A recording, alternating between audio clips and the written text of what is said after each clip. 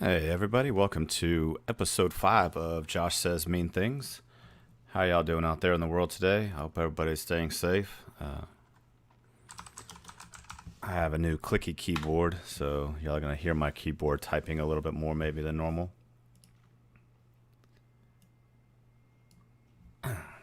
Yeah, so we're going to give everybody a few minutes to pop on, get up on the stream.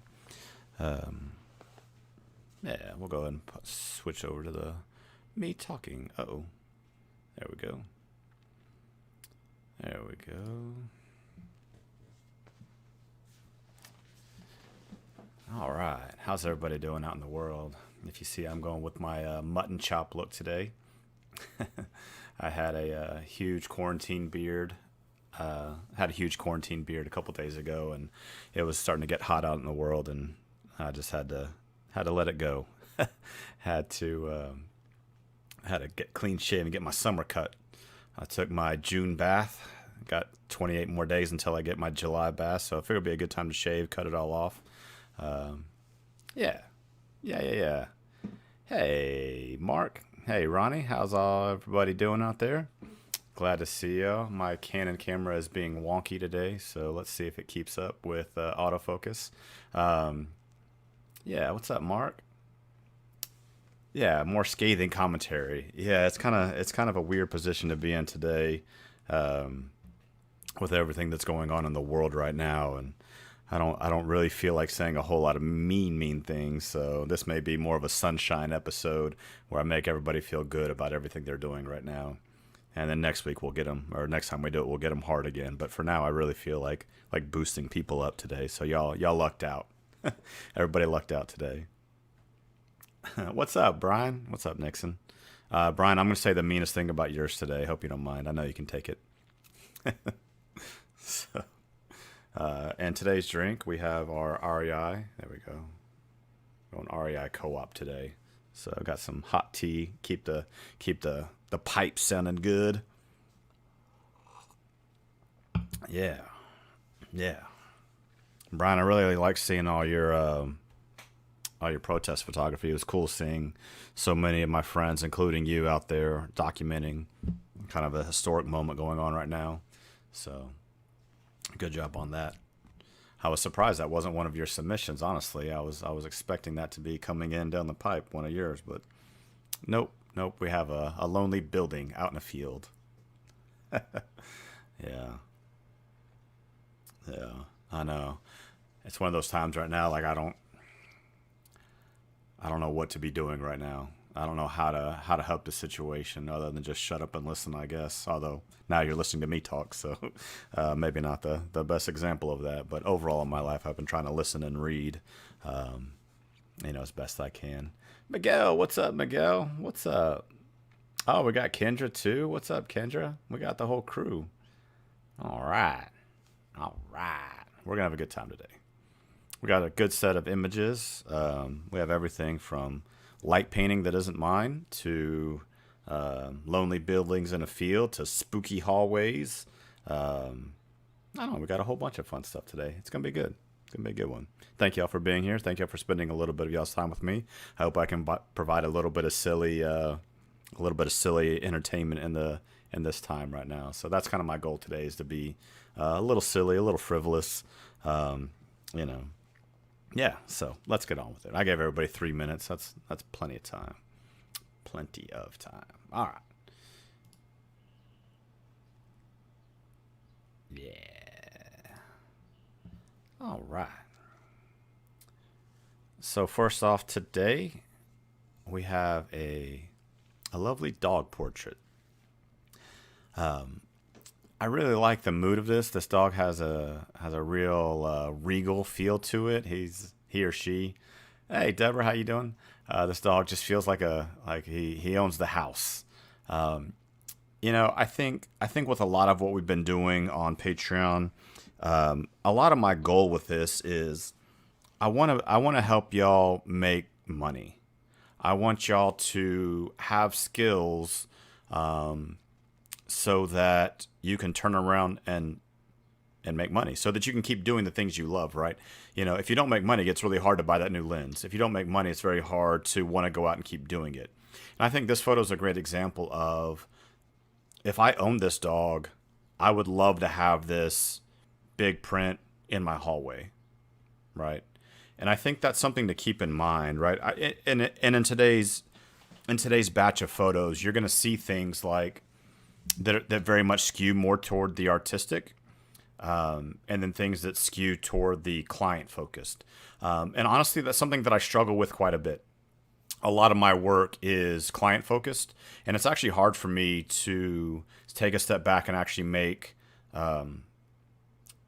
really try to say something with art, instead of trying to deliver something that will sell. And finding that line can be very difficult. But I really like this in terms of a sellable photo, and I think that can't be underscored, right? I think if we could all make a little bit more money with photography, it would make everybody feel a little better, right? And so I think this is a great example of something that would be very sellable. You could have this technique down and do it over and over and over again, and you could have as many clients as you wanted, right? And I think that's a really good thing to not dismiss. Okay. I like this dramatic light. I like the exposure. I like the expression. My cats don't pose like this. I have a really big fluffy cat. He gives me 2 shots and he's out the door. So, I think with dogs, it's a little bit easier to get the poses you want. Maybe you can trick them with, some peanut butter or something like that, whereas my cat will not sit still. So if you are going to get into pet portraiture, having an understanding of the different types of animals out there, right? The difference between a cat and a dog, right? And then you start getting weird requests.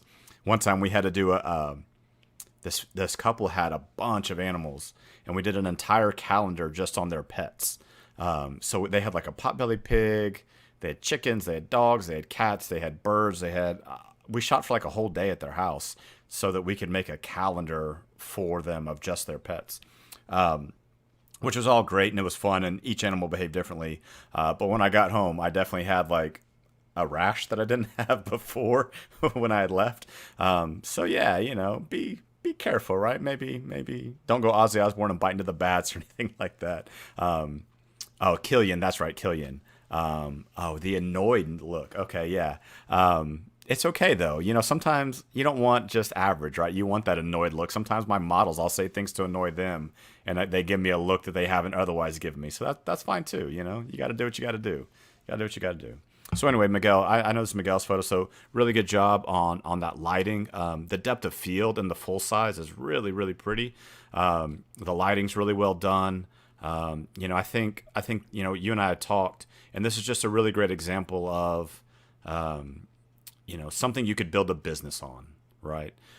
So keep it up. Start getting more in a varied types of animals, but keep this pattern and just go, and you can make a business out of this. So good job.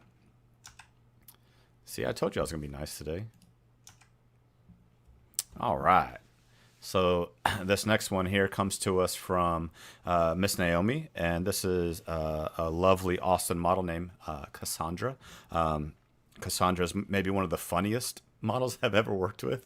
We've only actually shot together once, but just her Instagram feed and her Facebook feed and just being around her in person, she's hilarious. And all of her photos end up being very moody and dramatic, and it's such a contrast to who she actually is. She has a very dry sense of humor. So shout out Cassandra. I think you're awesome. Shout out Naomi.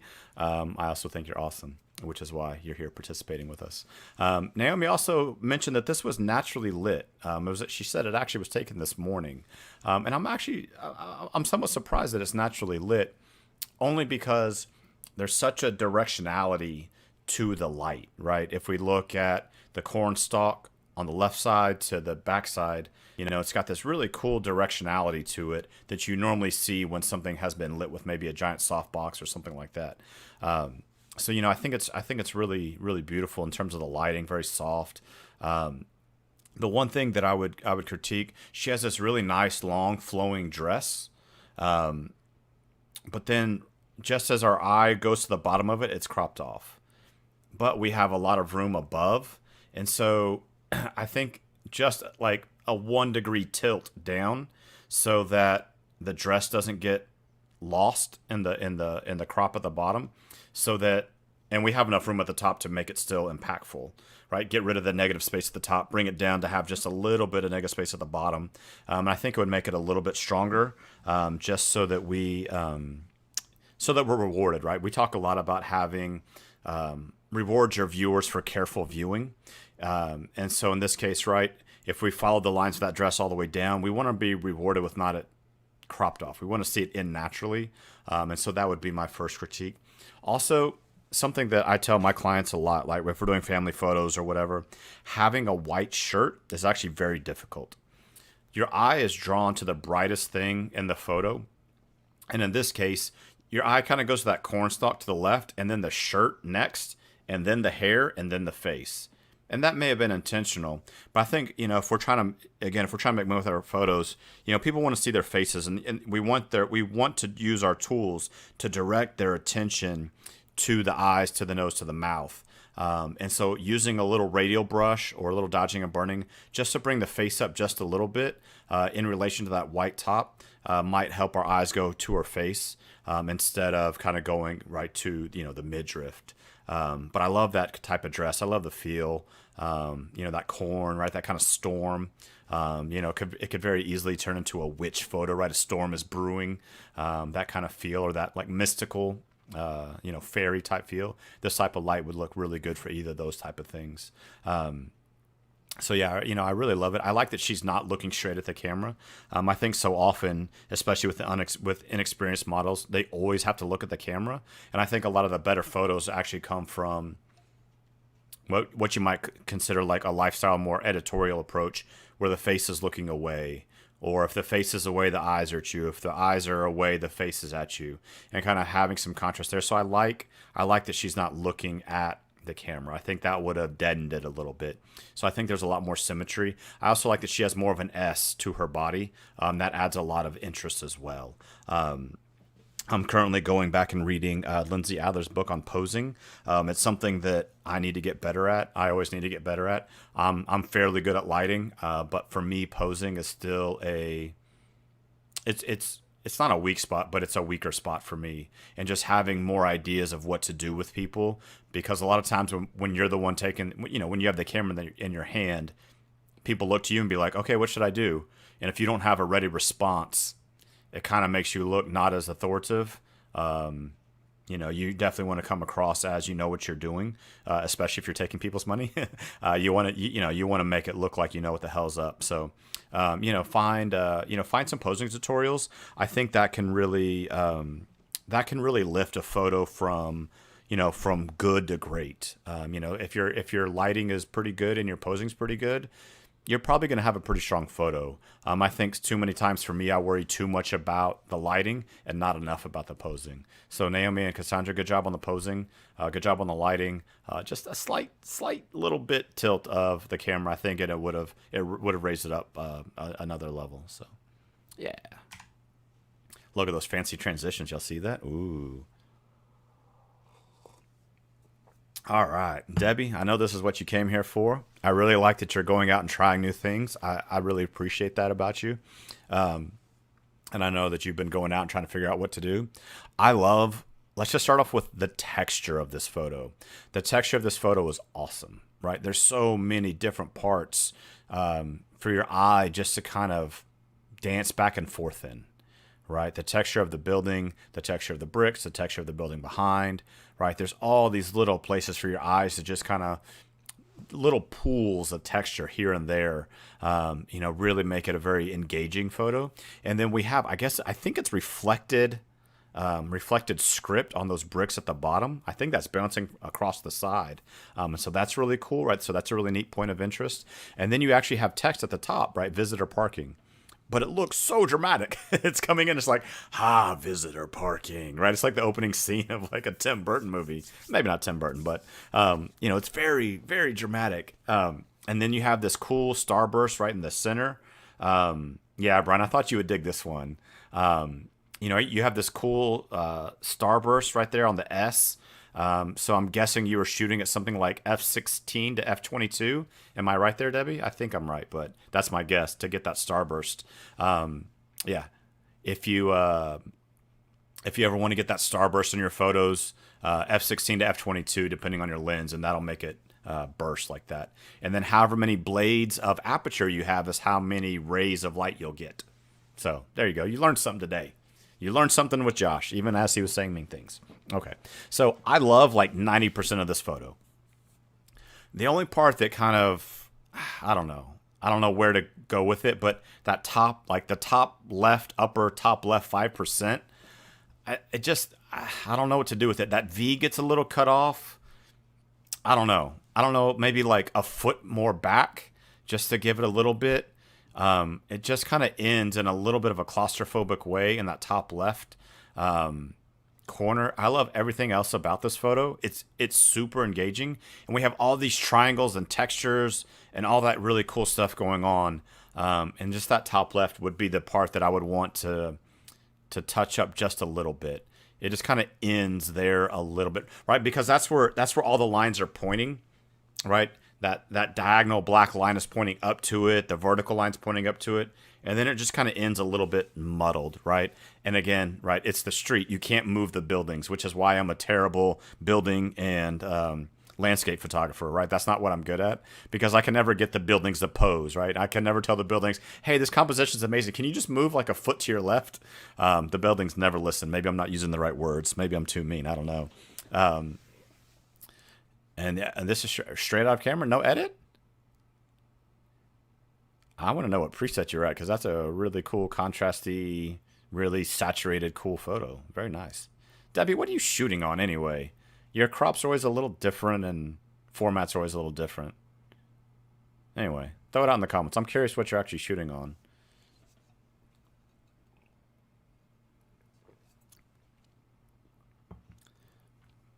Yeah.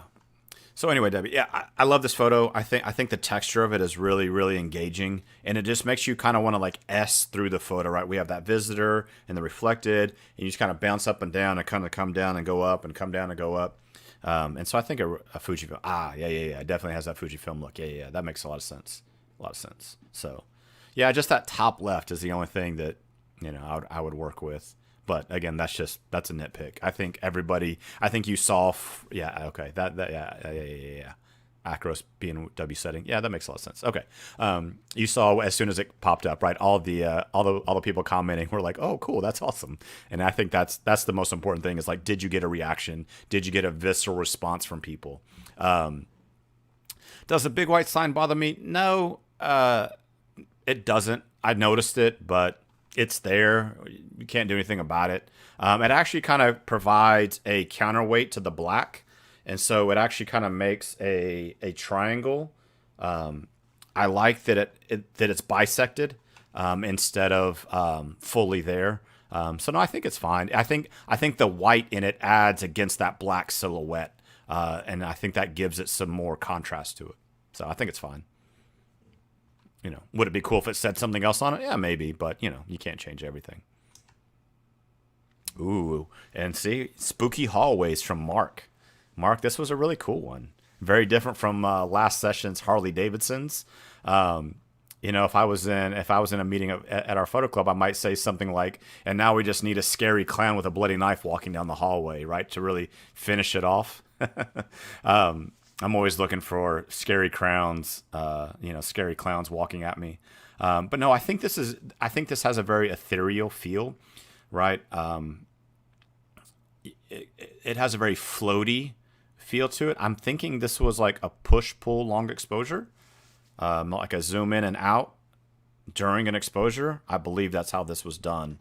And then it has some like yellow-blue split toning, and I think the mood of this is really good, right? I think whatever you were going for, I think you accomplished it by making it feel like it's somewhere but nowhere. If that makes sense. Like, I don't know where this place is, but it doesn't need to be any place. It's just a very, like, it says only what it's trying to say and not saying anything more. Yeah? So, also, Brian, I can see Brian liking this one as well. If I didn't know, I would have said this was from Nixon over there, but yeah, it just has a cool feel to it. I don't really have much to make it better. I think this is cool. I bet this would look neat, kind of like in a coffee shop, right? It kind of has that feel of like ambient ambientness. Is that a word? I think we'll go with that as a word today. Ambientness, right? It just kind of has that like mood. Like this could be a cool album cover to like some like funky jazz music or something, right? Just kind of like, yeah, we're gonna go on a little trip, and you might end up in a psych ward kind of feel. So yeah. Anyway, good job, Mark. I don't really have much to add to this. I think it's well done. Very simple but very cool. Yeah, zoomed in. Yeah, that's what I thought. Yeah, zoomed one way, a duotone. Yep. See, I nailed it. Nailed it. Yeah. Yeah, the kind of yellow and blue split toning. Yeah. But I like that. It kind of has that warm, cool. If you notice the light on my face, we have a warm light on one side and a blue light on the other, right? Everybody loves a good warm blue, orange-blue contrast, yeah. It does need a ghost, right? But, honestly, I think, well, you could have gone two ways with this, right? I think it's good the way it is. Oh, it already has a ghost. Yeah, Ronnie, get him. Get him. You know, I think leaving it up to the imagination actually makes it more interesting than if you had actually put in a ghost. If it already had if it had a subject, I think it would actually take away from letting your imagination doing the work. But this could also be like a background plate to a portrait or a background plate to like a movie, right? I could absolutely see this being like movie poster, the hallway, directed by, and like that being the background photo to it, right? Can't y'all see that, right? Like the cool movie poster with some text on it. So throw some like spooky text up and make it look like a movie poster, and I think you're all the way there. So good job, Mark. All right, this one comes to us from Miss Kira. Kira asked me, she says, hey, at night, I can light them, but I'm always dealing with ambient. How do I get an ambient to where where everything isn't just lit by the one flash? So there's a couple ways. Okay. If y'all read anything I've written, I write the anagram camera all the time. CAMERA. Composition is good. I believe this isn't at Kindred Oaks, is it? Anyway. But the composition is right. I think the composition is right. So that's our first C. The second letter is A. How do we get an ambient, right? How do we get the right ambient for this photo, right? Because right now everything's black, so there's no ambient. So what do we do? Well, a couple ways. One, camera on a tripod is going to let you get a lot slower shutter speeds, jacking up your ISO, dropping our aperture. So there's a lot of different ways we could do it, but I think without worrying about the flash is getting an ambient exposure, at least somewhat. So you're probably gonna have to drop your shutter speed to maybe like, I don't know, a 30th, somewhere in there. House on the Hill. Okay. Yeah. Kindred Oaks has one like this, but I think the letters are bigger. So, you're going to want to find something to expose for the night sky. Something like that, so you're probably going to be somewhere in the range of like 1600 ISO, like 2.8, maybe even longer. You might be like 2.5, 5 seconds if you have a camera on tripod, but you want to let some of that ambient light burn in. And that's going to fill in a lot of the shadows as well. One of the problems with using one light at a distance, right? Even if it's a softbox, against this no ambient is that the shadows get pretty hard. And anywhere that there isn't light gets really hard. You're also outside, so there's no light hitting off walls to bounce back around in. And so you want to let the ambient do more of the heavy lifting. It'll also allow you to shoot at a much lower flash power. And it will allow you to shoot, because you're at a lower flash power, you can shoot at a much higher frame rate if you choose. The other thing, normally at night, anything at night typically is tungsten, the night sky. Most buildings, their external lights are tungsten. And so, you might want to gel your light with like a half CTO, color temperature orange, so that as your camera ambient goes tungsten, your flash doesn't read as blue. And so by shifting that back to the light a little warmer, you're going to have that good balance then again. So yeah, I think ISO 1600, pretty wide open aperture. They're pretty close, so you don't need a lot of depth of field. And then just finding your shutter speed. The other thing that I would do if you're going to go with that long of a shutter speed is to use your lights on second curtain sync. I know you just got some of those new Godox lights that I've been using, and it's just a toggle to set second curtain sync. So you're going to want to let the light burn in and then flash at the end. And that way any motion that they might have looks natural. If you flash at the first curtain, their movements are going to come into their exposure and look a little off. And so if you have a second curtain, when you have a longer shutter speed, the flash fires at the end of the exposure instead of the beginning of the exposure, and then any movement during the exposure is going to look more natural.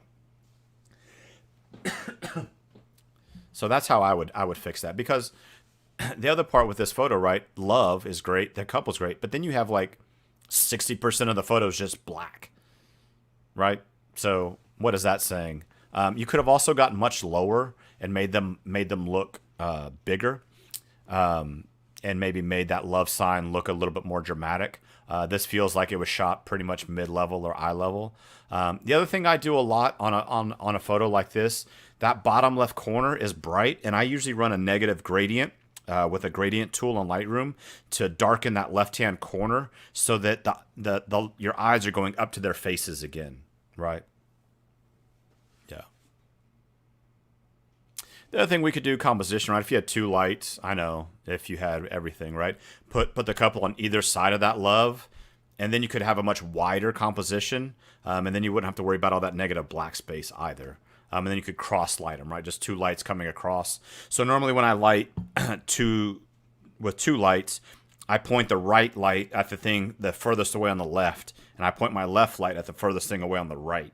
And that way it kind of blends in a little bit better. It kind of gets rid of some of the hot spots. So yeah, boost your ambient by like 6 stops. I think would have made this photo a lot better. Everything wouldn't have just been that, all the way black. So yeah. Yeah, cool. All right, now, oh, look, almost a very similar photo. This comes from my longtime buddy, Mr. Kashbiani. Kosh and I go way back. So this is kind of fun to see. We kind of egg each other on about what we're doing with our photos and who can top each other. So this is kind of that longer exposure with light painting kind of flowing through it. So this is used with a light wand. Y'all probably seen me use it as well.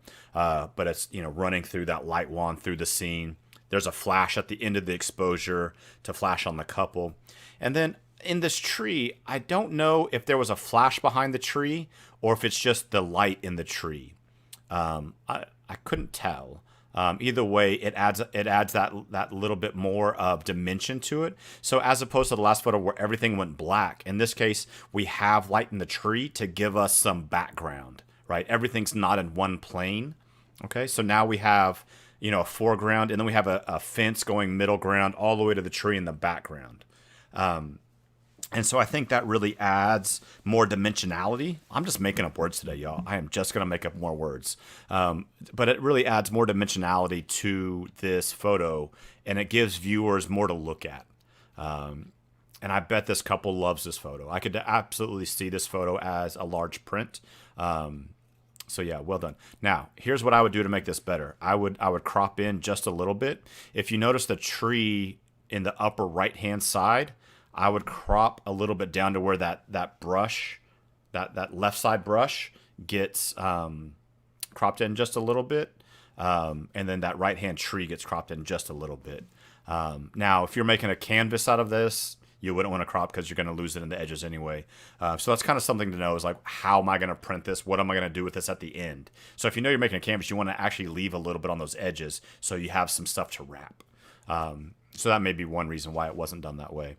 Yeah, this is really beautiful. I would just, those hot spots on the right-hand side of the tree kind of take away from that magic moment to it. So I would either like brush those in or, just kind of clone out that right-hand tree or crop it in to get rid of it. Either way, I think would make it a stronger photo.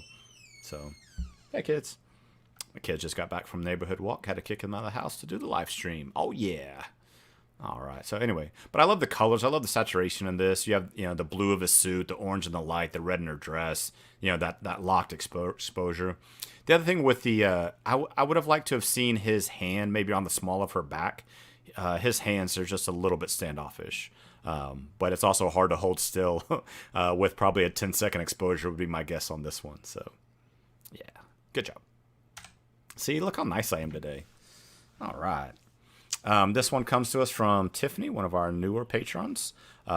Tiffany is actually a photo teacher, and I actually go and I teach at some of her classes outside San Antonio. So it's always fun to see her work. She does a lot of the senior photos at our high school.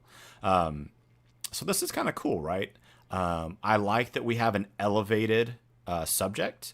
You don't normally see that, right? You normally see subject on the ground. So this is fun.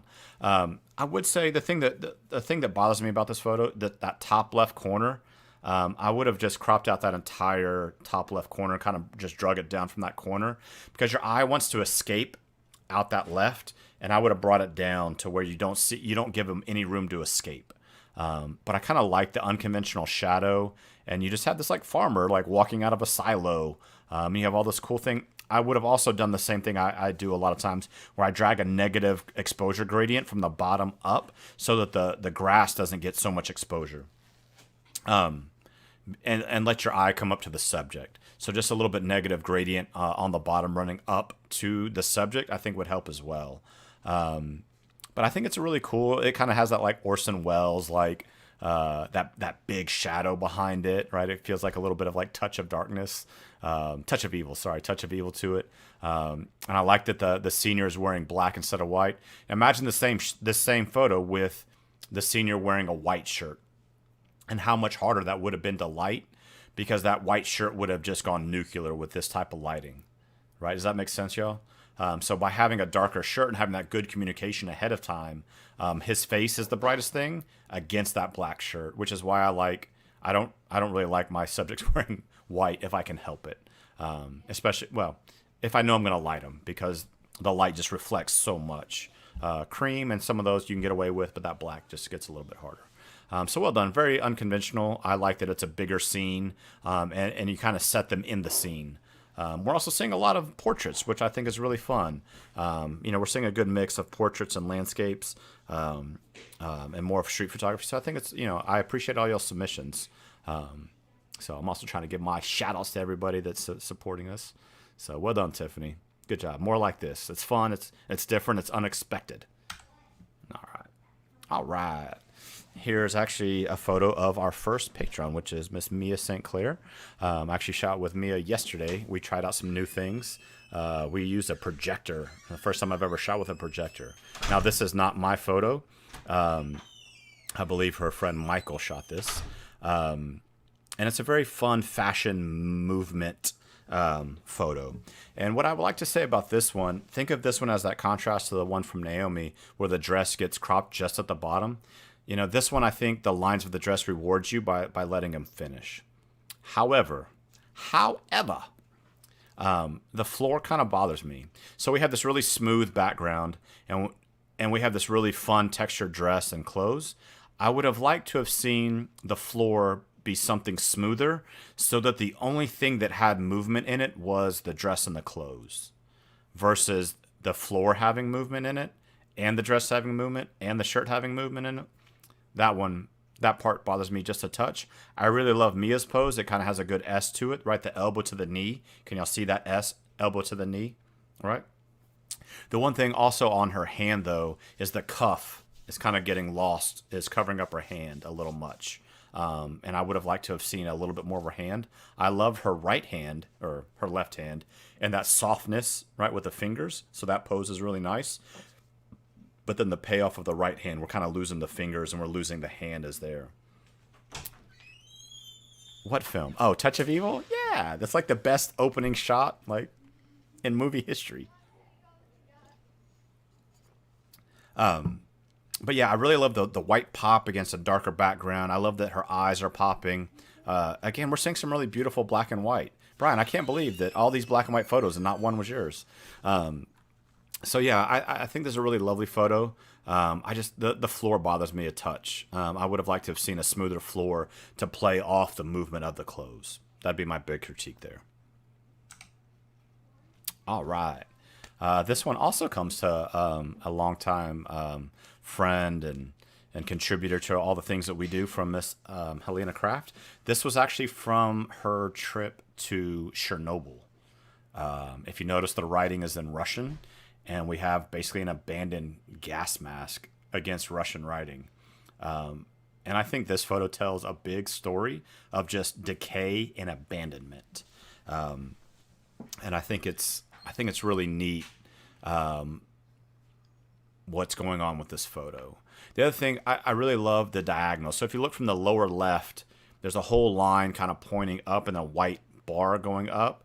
And then there's another metal bar kind of going across. So we have this really cool like diagonals going on. And then by being a little bit more askew with our angle, we made the rectangle into triangles as well. And then the circle of the eye mask is bisected by two triangles, basically, of the object that it's on. And then the gas mask itself has that S curve. So we have a lot of leading lines. We have a lot of texture. We have a lot going on here. Helena, just from knowing her, she loves to travel, and she submitted a lot of really cool travel photos.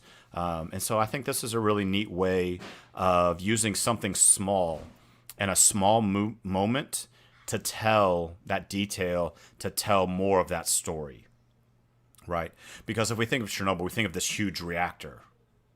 Well, that's a hard photo to get, but this detail tells enough and shows less, but it says more because it makes the viewer work. Like at first, you just notice the gas mask, you're like, oh, okay, that's cool. And then you start looking at the writing, you're like, oh, that's not English. And you start kind of like going around the photo, and you're like, oh, there's some stuff that went down here, right? And so by focusing on the details, we can tell the story in a much larger scale. It's kind of counterintuitive. I always think it's a little bit like shooting fast cars. You actually want to shoot fast cars with a slow shutter speed, right? That's counterintuitive. I think by telling travel stories, I think if you had 5 photos to tell a travel story, one big scene and then the rest details. And I think this is a good example of a good travel detail story photo. Does that make sense? Cool.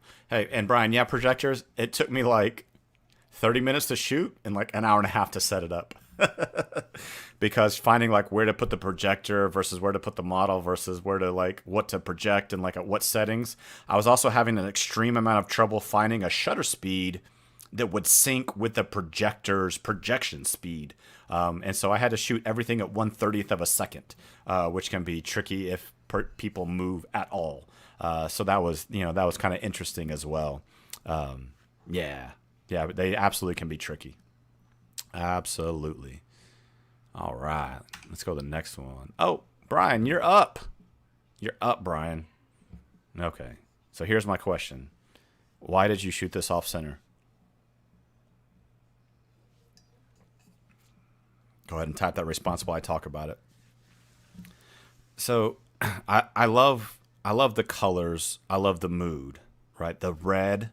Right, we basically like squint really quick, and all you see is like white, green, red, blue. Right, we just kind of have these blocks of colors in this photo, and it has that decay and like old timey building writing. I really like all of those things. I would have liked to have seen a little bit more foreground. And I don't know why the weight of this photo just feels a little off to me. The building doesn't feel quite lined up. I don't know. I either want the building to be more off to the edge and maybe bisected, or I want it to be dead centered. But it feels too in between of being almost centered but not enough, and almost justified to the right but not all the way justified to the right. And it feels like we're not quite square up to the photo, so it just feels a little, it's like almost there but not quite where it's supposed to be.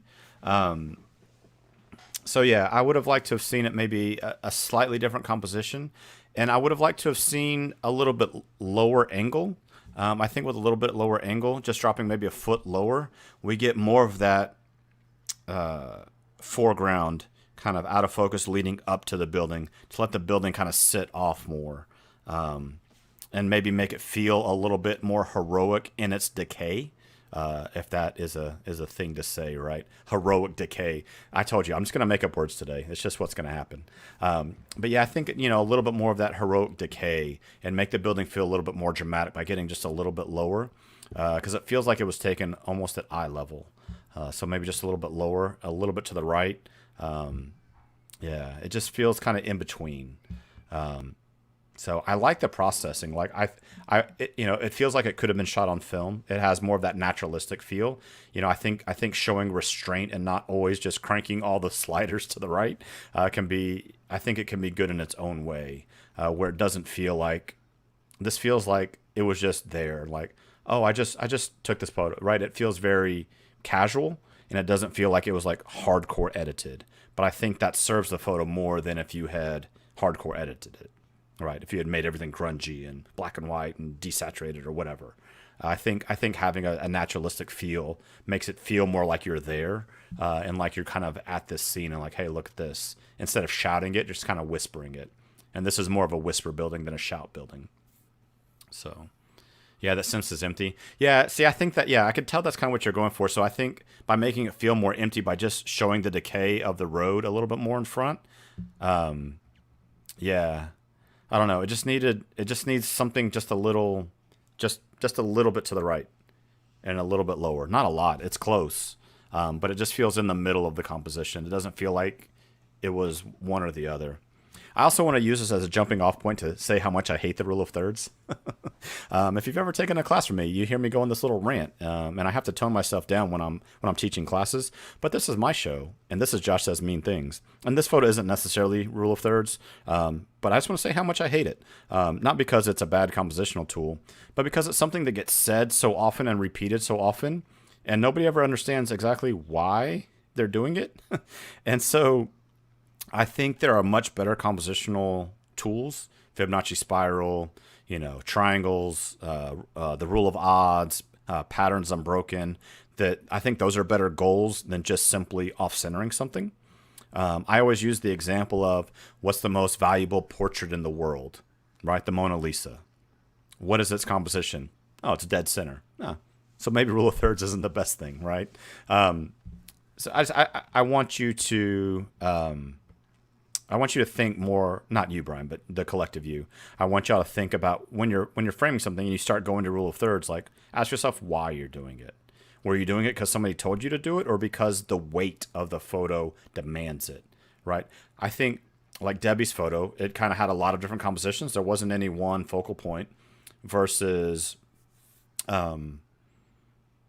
some centered compositions versus rule of thirds. But think about the word weight, right? I think this photo is a good example or a good launching pad to talk about what weight in a photo means, right? So imagine we had this balanced against something else to the other side, right? Emptiness with desolation, right? And that's why I feel it's a little bit off. I actually kind of want to see this building maybe cropped at a weird spot in it, like in the right window, and then have even more desolation, as though you were driving by the building and you only caught a little bit of it, right? So imagine like driving in a car and just like throwing a camera at your shoulder and snapping it, right? Having that feel of like you didn't quite get it all right, and you might have chopped off some of the building, but there would have been more openness to one side, right? So I think for going for that feel of desolation, I want to see more empty land around it so that it does feel more desolate. And so I think by sometimes not showing as much, we can show more. Ooh. Here we have one from Kendra, who's been a great supporter. She's on here as Sote Photography. Sote? I don't know how to say that. And it was titled Arizona. And this is my part of the world. I love this. I love the American Southwest.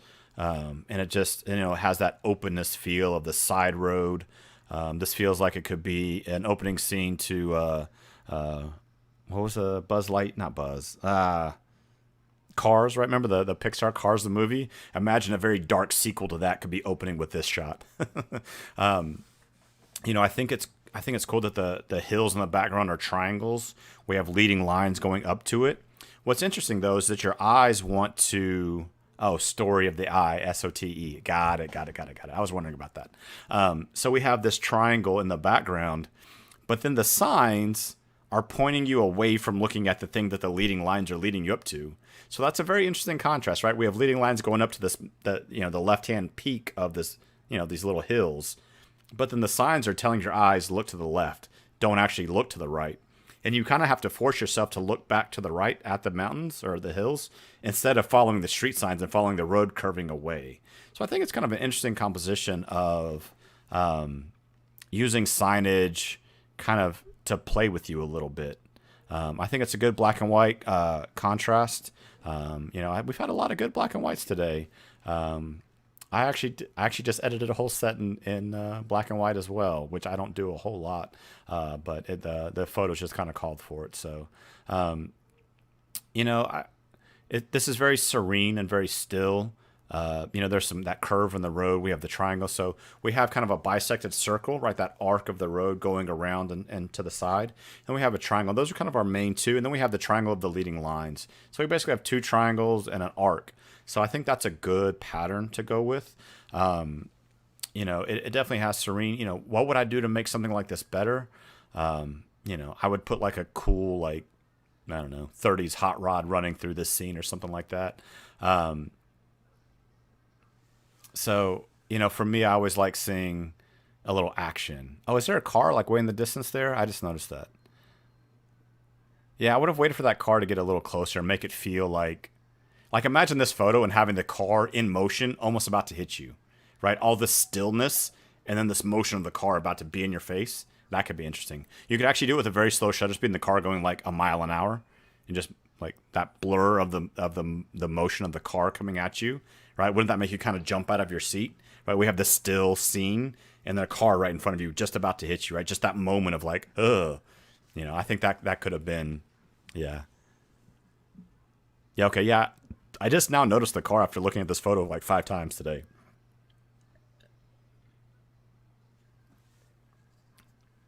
Oh, Brian, you circled to get back that photo? Yeah, I've done that. I pulled over to the side of the road many times. Actually, the last shoot I had, I was driving home. I was like, pulled off, started shooting in the middle of the road. Yeah.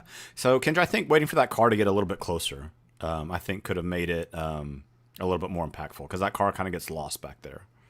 So that'd be my critique. And I think here we have another one from Kendra. So I thought this was really fun.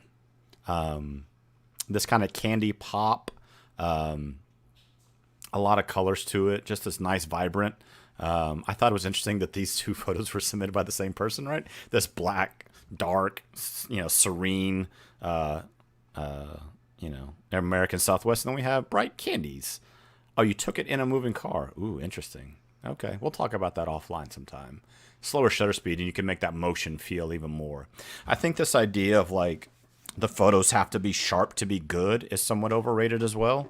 And I think Brian alluded to it. And some of the stuff I shot yesterday, some of the photos I liked yesterday were actually the ones that weren't in focus, that weren't necessarily sharp. And maybe that's just the mood I've been in lately. But I think, I think mood and story and drama can be more impactful than absolute perfection. So what I would change about this one right here, I just would have brought down a whole lot of cropping. I would have got it a lot closer, unless you shot this to have text going across this milkshake or fluffy cotton candy thing. I would have liked to have seen a much closer crop of this to really bring out all the details of the candies. I would have gotten like 50% in on this. And I would have bumped the whites up a little bit more to make it even brighter and poppier. We kind of lose, the whites kind of go into midtones. And so I would have boosted those midtones up so that everything gets really poppy and loud and just like in your face. I want this to feel more like David LaChapelle, right? Just bright and poppy and like in your face with color and saturation. This feels a little restrained. it's a little bit restrained in its cropping, and it's a little bit restrained in its processing.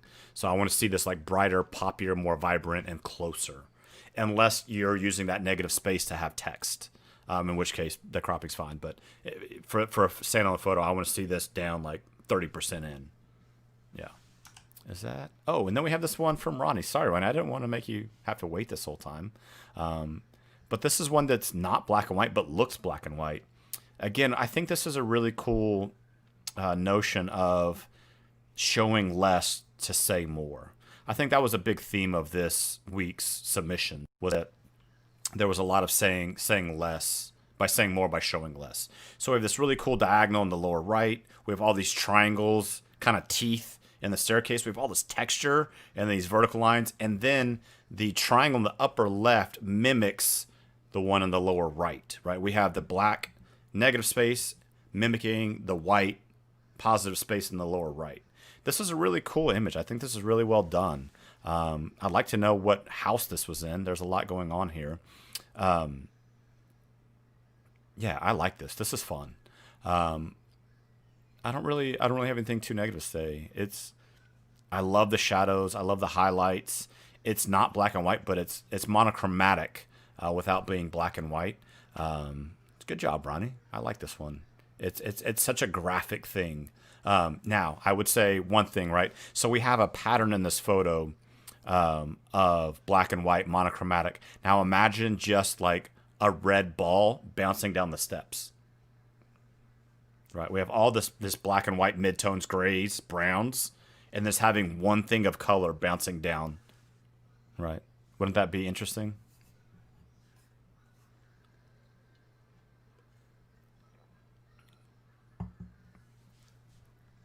So that'd be my critique, right? We have this pattern of texture, the pattern of everything, and it's all set up to have that one other thing in the scene because we need to have that pattern interrupted. Okay, right? If we want to have contrast, we need to have it interrupted. Shot in Key West. Oh, man. I haven't been to Key West in 20 years. I saw Hemingway's Six-Toed Cats. Oddly enough, I was in high school when I went, and I sent a postcard to my now wife when I was in Key West because she also loves cats. We were not dating at the time. Go figure. I had a crush on her for a while. So yeah, really cool. You know, I think the eye for this and focusing. I think this is the type of photo that's very easy to try to shoot it bigger and wider and show everything, and by shooting it tighter. It tells more by showing less because you're only showing the viewer exactly what you want to see and not everything that could be there, but just, you know, it allows the imagination to go more. All right. All right, guys. So that is all of our photos for this week. Thank y'all so much for indulging us as we kind of ramble on. I hope it was somewhat entertaining. I know the world's on fire right now. I just want to say that I love all you guys. I thank y'all so much for participating in all the different things that we do. I hope I can be there for y'all. If y'all ever need anything, please know that y'all can reach out to me at any point in time. Text me, email me, message me on social media. I want to be there for y'all. You know, my goal in life is to spread love, to spread knowledge, and to help people be the best they can be at whatever they want to be. And so, you know, just know that I'm here for y'all. I'm here for the world. So if there's anybody that y'all know that's in need right now, if there's anything I can do to help, please let me know if there's anything that I can do. Yeah. So I hope it was a little bit of silliness. I hope it was a little bit of learning against this backdrop of the times we're in right now.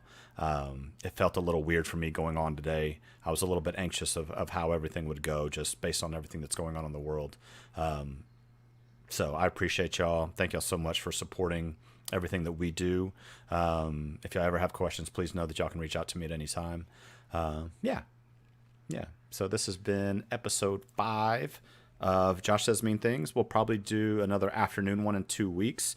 And some of y'all have said that y'all want to see me do a live stream edit of where I like edit in real time. So I'm going to figure out a way to do that because it seems like that's something that's been asked for. So I don't know how many times I'll do it. When I edit, I kind of get into a zone and I don't always remember to talk. So, yeah. But I'm also going to set up a camera over. I have a control palette. So I'm going to set up a second camera where y'all can watch and see what my hands are doing as I'm editing. Just to give y'all some ideas as well. But I'll do my best to set that up sometime in June. So yeah. Anyway, thanks y'all so much for being here. Thank you for sharing time. If y'all could also tell your friends about all the things we're doing. The more the merrier. The more we have, the more cool stuff we can do. So yeah, with that, I'll say good night, and we'll see y'all soon.